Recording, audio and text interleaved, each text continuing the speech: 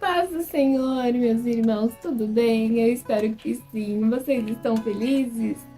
Irmãos, esse é o segundo vídeo de uma série de vídeos que são totalizando 3, né? O primeiro já está no canal, né?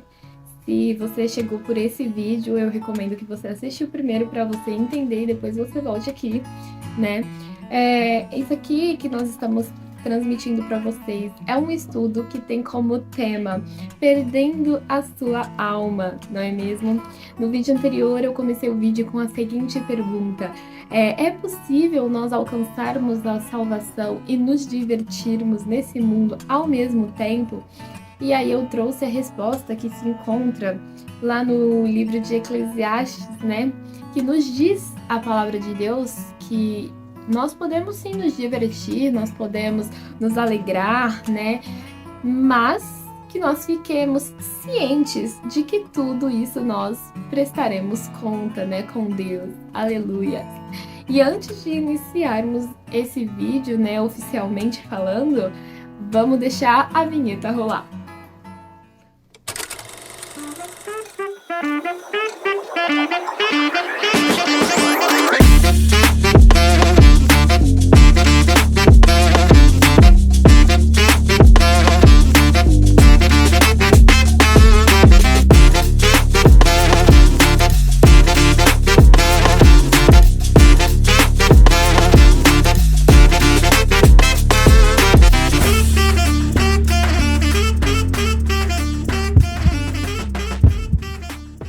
Bom, irmãos, voltando aqui, né, para o nosso estudo, segundo vídeo, vamos ver aqui o que será trazido, transmitido para vocês, né?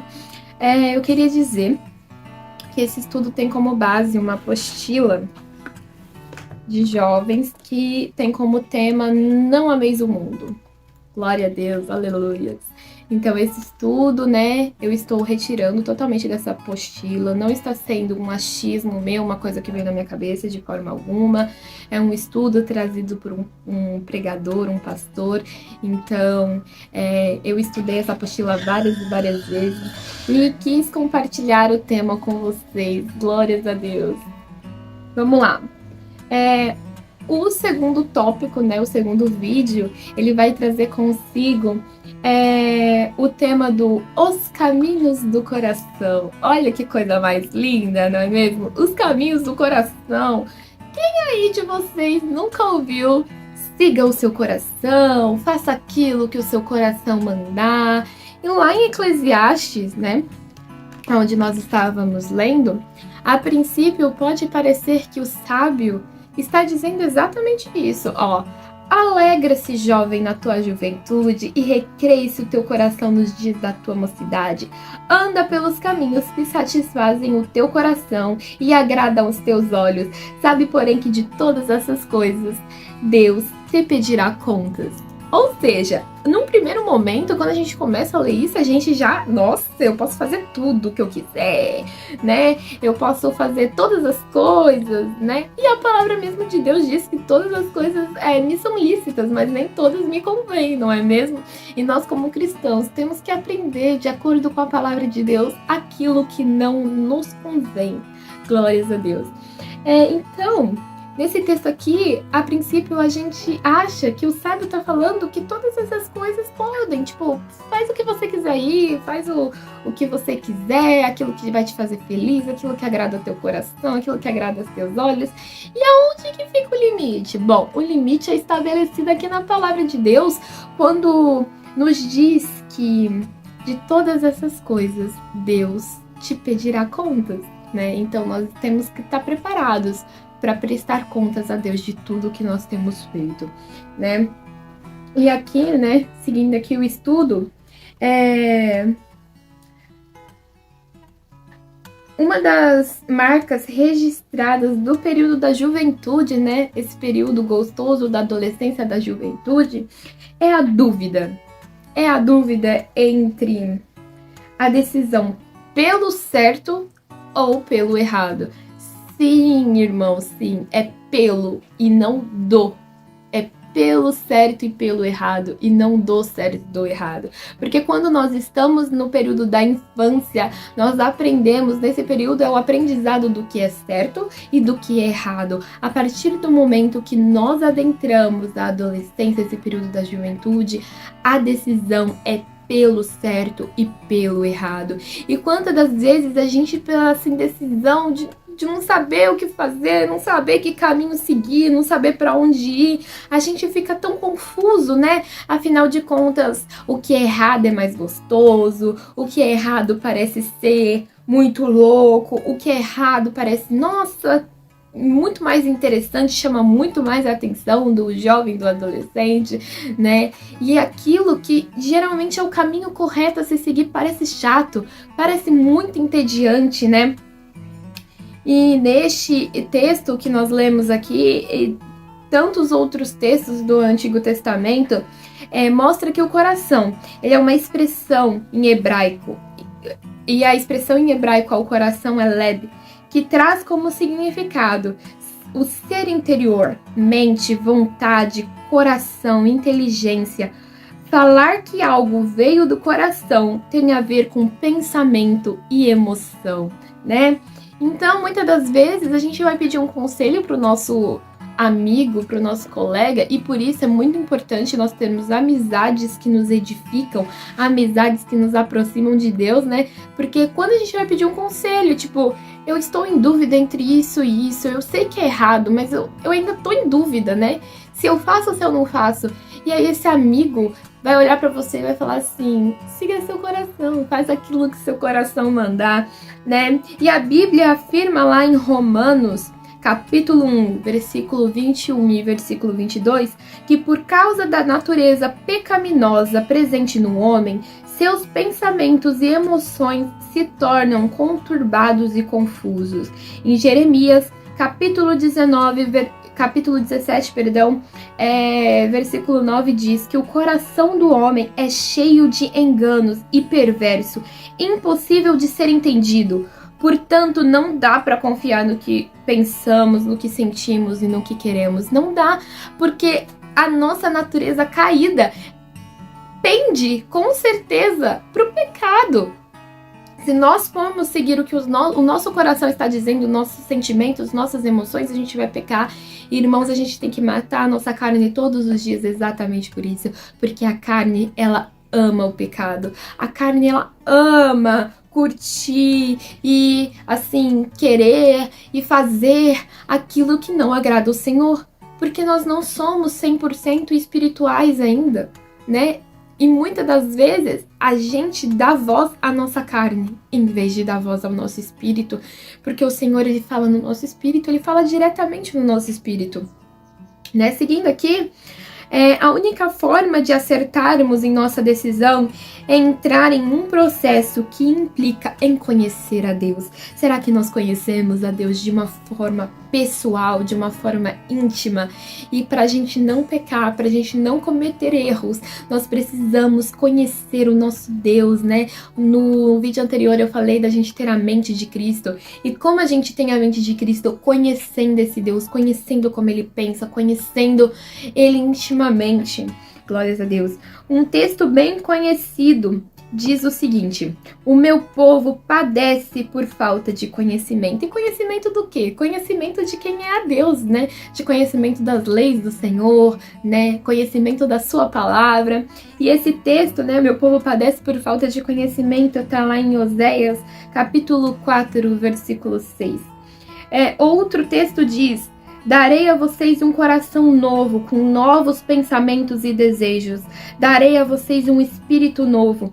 Em vez de terem corações duros como pedra, que só queriam saber de pecar, vocês terão um coração de carne, para poderem me obedecer. Ezequiel 36, 26. Glórias a Deus. Esse versículo mostra verdadeiramente o tamanho, a imensidão do nosso Deus e do amor dele por nós, né? Porque quando decidimos aceitar a Jesus Cristo, quando nós nos batizamos, O velho homem, a velha mulher morre ali naquelas águas e nasce um novo homem e uma nova mulher. E nesse nascimento nós somos totalmente renovados. O Senhor, Ele dá a mente dele pra gente, Ele dá o coração dele, os sentimentos dele, Ele dá o pensar dele pra gente, para que a gente consiga andar em retidão. Né? Como disse no vídeo anterior também, o pecado ele passa a ser um acidente e não um desejo deliberado de pecar, deliberadamente nós falarmos, eu vou ali cometer um pecado, né? O Senhor, Ele nos renova, Ele nos dá força nele, Ele nos transforma completamente para que nós possamos agir de acordo com a vontade dele. Glórias a Deus. Esse novo coração sempre fará oposição ao velho coração, chamando ao arrependimento e incentivando a seguir a palavra de Deus, né? Quando a gente tem um novo coração, isso não significa que o nosso espírito e a nossa carne não vão entrar em atritos, né? Eles vão entrar em briga, porque, como eu disse, a carne, ela não quer saber das coisas espirituais, então a gente sempre vai estar em conflito com nós mesmos, né? Entre o nosso novo coração que é dado pelo Senhor e o coração, né? Que é o nosso coração antigo, o coração de antes de renascermos em Deus, né? E isso é uma luta constante, né? Que nós precisamos compreender que vai acontecer. Não é só porque você se converteu, não é só porque você se batizou, que você não vai ter mais isso. Você sempre vai estar em conflito, sempre vai estar brigando a sua carne e o seu espírito. E eu quero te dizer uma coisa. Se você traz à sua memória o seu pecado e te gera arrependimento, isso é a prova que o Espírito Santo de Deus, ele já está trabalhando em você. Ele já te deu um coração novo, um coração que entra em conflito com o coração antigo, o coração pecaminoso, né? Entra em conflito com as ideias do pecado e gera um arrependimento. E o arrependimento, ele gera mudança. O verdadeiro arrependimento, ele gera mudança, gera transformação. Porque se nós nos arrependermos, se nós sentir a dor de Cristo, quando nós pecamos, o Senhor, ele se entristece. E se nós sentirmos essa mesma tristeza, nós não teremos mais vontade de cometer aquele mesmo pecado. Nós não teremos vontade de cair naquele mesmo erro, porque a gente sabe o quanto o nosso coração se entristeceu e o quanto o coração de Cristo se entristeceu. Amém? Continuando aqui, ó. Nos diz mais a palavra de Deus: como pode o jovem ter uma vida limpa e pura? Vigiando os seus passos conforme a tua palavra. Salmo 119, versículo 9. E mais, jovens, eu lhes escrevi porque vocês são fortes. E em vocês a palavra de Deus permanece e vocês venceram o maligno. Tá lá em 1 João, capítulo 2, versículo 14. Continuando aqui. Portanto, jovens, ouça a palavra de Deus, e não o seu velho coração. Para o coração humano, todo caminho agradável é bom, mas ouça o que diz a sabedoria de Deus. Há certos caminhos que parecem perfeitos, mas quem segue por eles acabará encontrando a morte. Provérbios 14, versículo 12. Que nós possamos nos lembrar disso na igreja. Que não é mesmo, irmãos, que os caminhos podem parecer perfeitos para nós, mas que se a gente não andar na palavra do Senhor, se a gente não andar em retidão com a palavra de Deus, em obediência, o seu final é morte. A Bíblia vai nos dizer que o salário do pecado é a morte, muitas vezes morte física, mas muitas vezes morte espirituais. Por isso nós vemos inúmeros irmãos que muitas das vezes está dentro da casa do Senhor, mas está morto espiritualmente, porque ir na casa do Senhor e na igreja não garante a salvação a ninguém. O que garante a salvação é a obediência à palavra de Deus. O que garante a salvação é o temor, o amor a Deus, né? E que se a gente não anda conforme a palavra do Senhor, se a gente acha mais prazeroso as coisas do mundo do que estar na presença de Deus, do que cumprir a vontade de Deus, cumprir os seus estatutos, os seus mandamentos, a gente precisa saber que o nosso espírito ele vai morrer e a carne vai prevalecer, né?